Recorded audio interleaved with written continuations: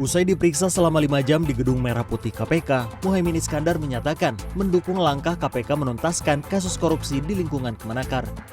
Muhaimin Iskandar mengatakan ia sudah memberikan keterangan semua yang ia tahu dan ia dengar selama menjabat sebagai Menteri Tenaga Kerja dan Transmigrasi. Muhaimin menambahkan KPK tengah menyidik pengadaan sistem proteksi TKI di luar negeri dan telah menetapkan 3 tersangka. Muhaimin juga menolak memberikan pernyataan apakah pemeriksaan dirinya bernilai politis karena dekat dengan pendeklarasian dirinya sebagai bacawa pres Anies Baswedan. Hari ini saya membantu KPK untuk menuntaskan penyelesaian kasus korupsi di Kementerian Ketenagakerjaan dan Transmigrasi tahun 2012. Dalam hal ini ada program perlindungan TKI di luar negeri, proteksi sistem perlindungan tenaga kerja Indonesia di luar negeri. Sistem proteksi inilah yang menjadi kasus yang sedang diselidiki oleh KPK. Sementara itu, baca pres Anies Baswedan mengaku tak khawatir dengan pemeriksaan KPK terhadap pendampingnya Caimin. Anies mengatakan kedatangan Caimin ke KPK merupakan bentuk kepatuhan pada hukum sebagai warga negara yang baik. Dan beliau datang ke KPK sebagai warga negara yang baik, yang memenuhi panggilan setiap kali ada penegak hukum membutuhkan bantuannya. Jadi saya yakin dan bismillah insya Allah semuanya lancar. Dan saya juga percaya KPK akan menjalankan tugas dengan profesional. Di sisi lain, Ketua KPK Firly Bahuri membantah ada unsur politis dalam pemeriksaan Muhaimin Iskandar. Firly menyatakan Muhaimin Iskandar diperiksa sebagai saksi dalam kasus dugaan korupsi sistem proteksi tenaga kerja Indonesia di Kementerian Tenaga Kerja tahun 2012 lalu. Dalam kasus tersebut, KPK telah menetapkan 3 orang tersangka. Beliau diperiksa sebagai saksi terkait dengan dugaan tindak pidana korupsi yang dilakukan oleh 3 orang tersangka di Kementerian Tenaga Kerja. Saya kira itu. Katanya nuansa politiknya sangat kuat Pak, dengan pemeriksaan Tadi sudah saya jelaskan. Apa yang dilakukan oleh KPK adalah proses hukum. KPK sangat menjunjung tinggi azas-azas pelaksanaan tugas pokok KPK. Firly juga menekankan tidak ada nuansa politis dalam pemeriksaan Caimin. Muhaimin diperiksa setelah menjadi cawapres Anies Baswedan. Firly menambahkan pemeriksaan murni penegakan hukum dan KPK berjalan sesuai tugas dan fungsinya. Tim Liputan, CNN Indonesia.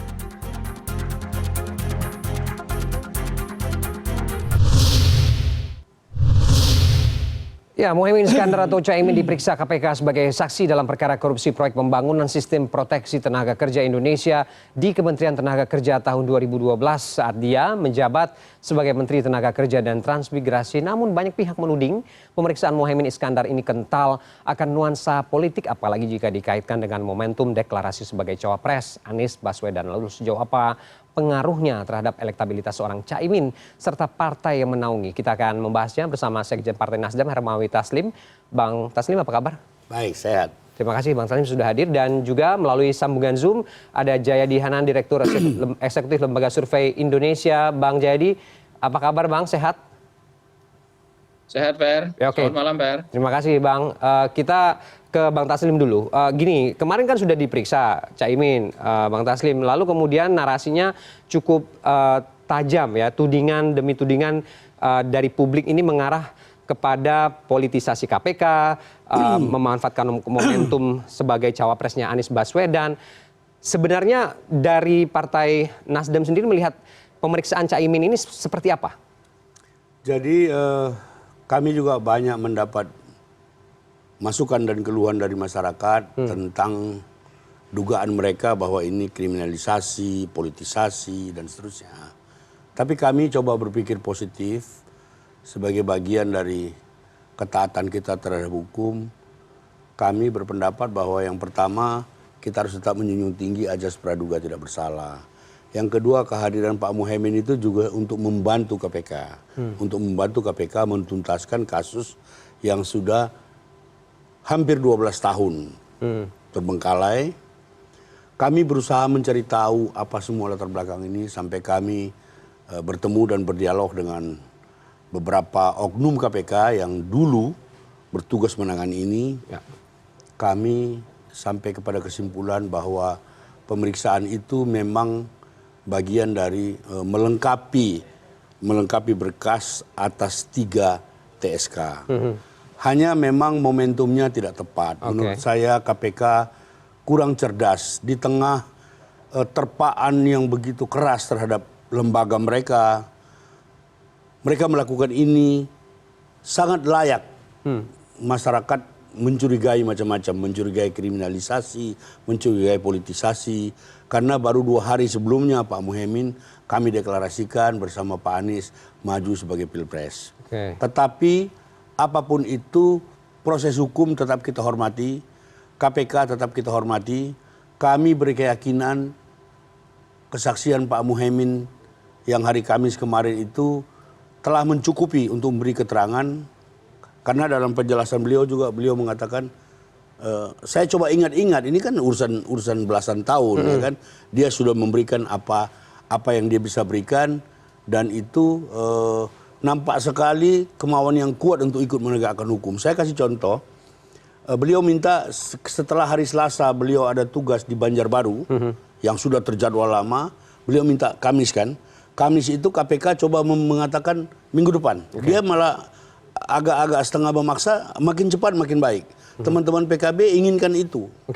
Bahwa nanti kemudian ini ada implikasi kepada masyarakat. Saya menduga, membayangkan kepercayaan KPK, kepercayaan masyarakat terhadap KPK akan semakin menurun karena mekanisme pemilihan waktu yang tidak tepat dalam perkara-perkara yang seperti ini. Jadi kalau masyarakat menduga politisasi, masyarakat menduga kriminalisasi, itu kita bisa mengerti, Tapi kami tetap menghormati lembaga KPK, tetap menganggap ini sebagai bagian dari proses hukum, dan alhamdulillah puji Tuhan Pak Muhaimin telah menunaikan kewajibannya sebagai warga negara yang baik, datang dan memberi penjelasan sesuai dengan apa yang dia ingat. Artinya ada momentum yang tidak pas dan juga implikasinya kepada masyarakat bahwa bisa jadi kemudian momentum ini dimanfaatkan oleh KPK dan membuat masyarakat percaya bahwa ini dipolitisasi begitu ya. Tapi bicara soal koalisi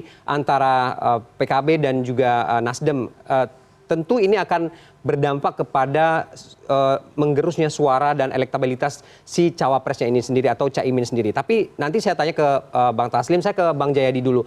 Bang Jayadi, apakah kemudian dengan kasus yang sedang dihadapi oleh Caimin ini membawa pengaruh terhadap tergerusnya suara, elektabilitas pemilih, atau seperti apa membacanya? Jika ada politisi begitu atau cawapres dalam hal ini yang terlibat dalam kasus korupsi. Kalau dia diperiksa sebatas sebagai saksi, itu pengaruhnya tidak akan terlalu banyak ya.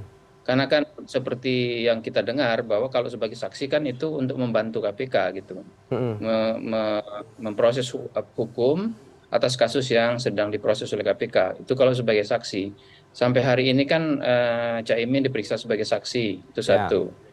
Dia bisa berpengaruh kalau nanti ternyata diperiksa dan ditetapkan sebagai tersangka. Ya. Nah tapi belum selesai. Kalau ditetapkan sebagai tersangka, pengaruhnya terhadap elektabilitas calon maupun partai yang mengusungnya itu sangat tergantung kepada bagaimana persepsi publik gitu. Nah, kalau persepsi publik lebih banyak menganggap ini politisasi, maka elektabilitas itu tidak akan banyak berkurang. Bahkan kalau makin lebih banyak misalnya mayoritas publik menganggapnya sebagai politisasi, maka justru sang calon bisa dianggap sebagai korban kan. Publik bisa saja malah bersimpati gitu terhadap korban itu. Tapi kita belum tahu itu. Pertama, prosesnya masih sebagai saksi, dan belum jadi tersangka. Yang kedua, kalau nanti jadi tersangka, bagaimana publik melihatnya? Apakah itu politisasi atau murni kasus hukum? Nah, biasanya karena pertama ya, karena ini dilakukan pada masa proses politik yang sudah berlangsung sangat berdekatan.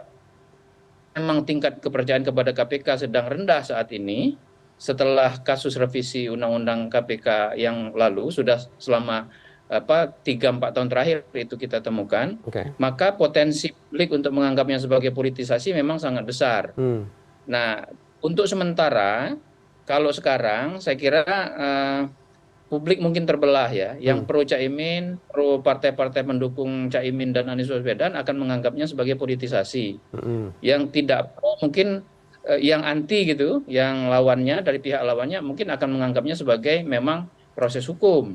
Nah, yang ada publik yang sedang ingin melihat gitu, ingin melihat bagaimana proses ini berlangsung, apakah betul-betul murni penegakan hukum atau tidak. Biasanya isu-isu hukum seperti ini yang diproses dalam berdekatan dengan proses-proses politik akan membuat publik terbelah gitu. Nah, kita cuma nanti akan kita lihat apakah lebih banyak yang melihatnya politisasi atau tidak. Tapi untuk sementara saya ingin mengatakan bahwa pengaruhnya belum terlihat, dugaan saya belum akan terlihat karena masih sebagai saksi, Mas Ferdi. Oke, artinya belum ada kemudian pengaruh kepada elektabilitas dan juga soal dukungan suara kepada partai ataupun juga kepada sang calon cawapresnya atau Caimin di sini ya, berarti ya Bang Cahyadi ya? Belum. Kita harus lihat dulu nanti. Kalau nanti ditetapkan sebagai tersangka, lalu publik kemudian menganggapnya sebagai murni kasus hukum, maka itu bisa menggerus elektabilitas calon maupun mungkin juga ke partai yang mengusungnya. Tapi sebaliknya, kalau itu dianggap nanti ditetapkan sebagai tersangka, lalu publik menganggapnya politisasi, maka itu bisa saja bukan menggerus, malah bisa menimbulkan simpati publik kepada calon maupun partai yang mendukung. Oke, baik. Ini Bang Taslim berarti artinya masih belum ada pengaruh yang cukup signifikan dari kasus yang menimpa Caimin. Nah, selanjutnya bagaimana Bang? Ini kan masa sosialisasi Caimin kepada masyarakat juga sedang berlangsung. Konsolidasi dan solidnya partai koalisi juga masih terus dilakukan. Kedepannya bagaimana mengantisipasi hal-hal tadi? Ya, jadi tidak hanya ke depan, begitu kita dapat info bahwa Caimin akan diperiksa, kita secara berantai dengan PKB melalui struktur masing-masing dengan semua media yang kita punya, kita sudah coba menjelaskan bahwa ini bukan apa-apa, ini pemeriksaan biasa, ini bagian dari proses penegakan hukum dan Pak Muhaimin tidak sabar untuk mempercepat menyelesaikan ini. Kami percaya itu, walaupun di sisi lain ketika Caimin diperiksa itu kan ada yang berusaha berselancar. Kita kan lihat ya ada 7-8 orang ibu-ibu bawa spanduk. Ketika diwawancarai ditanya dia nggak tahu juga. Ini dia bawa spanduk, dia bawa poster, posternya bagus. Itu artinya dibuat khusus. Ditanya ini demo Caimin demo apa? Kelabakan dia menjawab. Jadi memang kelihatannya ada yang berusaha berselancar memanfaatkan momen ini. Nah, kami lebih mewaspadai itu, adanya pihak-pihak yang coba bermain kotor di tengah upaya tulus kita untuk ikut serta menegakkan hukum. Di tengah niat baik Pak Muhaimin untuk membantu KPK. Pihak-pihak ini siapa Bang? Ya enggak tahu, itu bisa saja, itu bisa macam-macam. Lawan politik begitu? Itu bisa macam-macam, banyak sekali tafsirannya. Tapi kan kelihatan di layar itu kemarin, waktu mereka diwawancarai, ya kami demo Caimin, demo apa? Ketua kami yang jawab, ditanya ketuanya nggak mau jawab dan seterusnya. Jadi maksud saya politik-politik yang kotor seperti ini bukan merupakan bentuk pendidikan politik yang baik buat anak muda. Mari kita belajar sportif.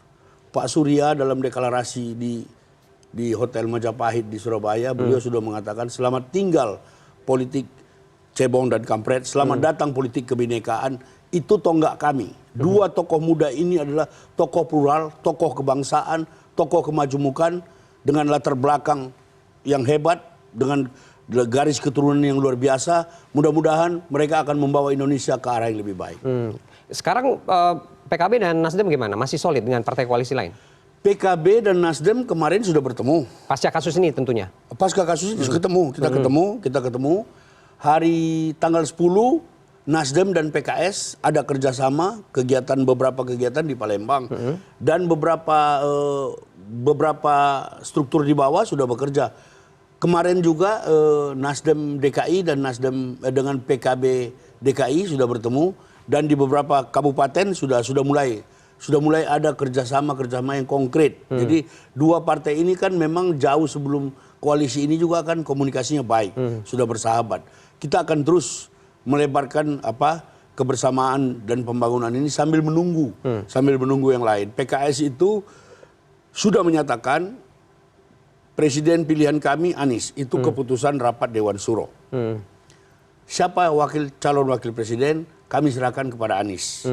Tapi nama Pak Muhaimin ini karena belum beredar rata di kalangan Dewan Suro yang jumlahnya 99, mereka masih perlu rapat dalam waktu dekat. Tetapi setelah kami deklarasi, kalau kita lihat itu catatannya, 1 hari setelah deklarasi, Anies dan PKS di Deli Serdang. Lalu 1 hari kemudian lagi, Anies dan PKS di Jawa Barat. Nanti tanggal 10, PKS dan Nasdem bersama Anies di Sumatera Selatan. Jadi tidak mendahului tapi hampir pasti setidaknya kami 3. Tetapi 2 ini pun sudah 117 sudah terpenuhi presiden threshold. Jadi kami relatif lebih tenang. Oke, baik. Saya terakhir ke Bang Jayadi. Bang Jayadi, kalau dengan situasi atau kasus seperti ini, apa yang masih bisa dilakukan agar tidak mengganggu soliditas partai koalisi, mengganggu elektabilitas, ataupun juga menggerus potensi suara, walaupun kemudian dari survei Anda ini belum terjadi? Ya, pertama KPK memang harus membuktikan bahwa ini proses hukum gitu ya. Kan isu bahwa Caimin terkena kasus hukum itu kan sudah lama. Dan tidak terlalu terlihat juga dampaknya kepada elektabilitas Caimin selama ini. Dan terhadap PKB gitu ya. Jadi itu tugas KPK. Tugas KPK adalah membuktikan kemungkinan masyarakat yang menganggapnya sebagai politisasi, karena paling tidak ada 3 hal yang membuat publik mungkin bisa menganggap ini politisasi. Pertama, waktunya berdekatan dengan proses politik yang pencapresan dan pencawapresan, deklarasi bakal capres-cawapres ya. Yang kedua, memang kepercayaan publik terhadap KPK memang saat ini paling rendah kalau dibandingkan masa-masa emasnya KPK. Yang ketiga, posisi KPK kan berada di bawah eksekutif saat ini menurut undang-undang yang baru. Jadi itu bisa menimbulkan tuduhan-tuduhan yang tidak perlu kalau memang ini memang proses hukum. Nah, di tingkat Caimin, Pak Anies maupun partai-partai pendukungnya, saya kira kalau memang mereka yakin tidak ada masalah, ya dibuka saja semuanya. Disampaikan kepada publik hal-hal yang sebetulnya gitu. Kalau memang tidak ada yang perlu ditutup-tutupi, kan saya kira publik bisa menerimanya. Baik. Agar tidak makin liar, kita tunggu bagaimana kemudian kasus ini berproses di KPK, karena memang masih diperiksa sebagai saksi, akan ada proses-proses selanjutnya yang tentu akan dilihat oleh publik dan tentu akan berpengaruh terhadap kontestasi Pilpres 2024 mendatang. Terima kasih Bang Jayadi sudah bergabung dengan kita, dan Bang Taslim terima kasih juga sudah bergabung dengan kanal Pemilu Terpercaya.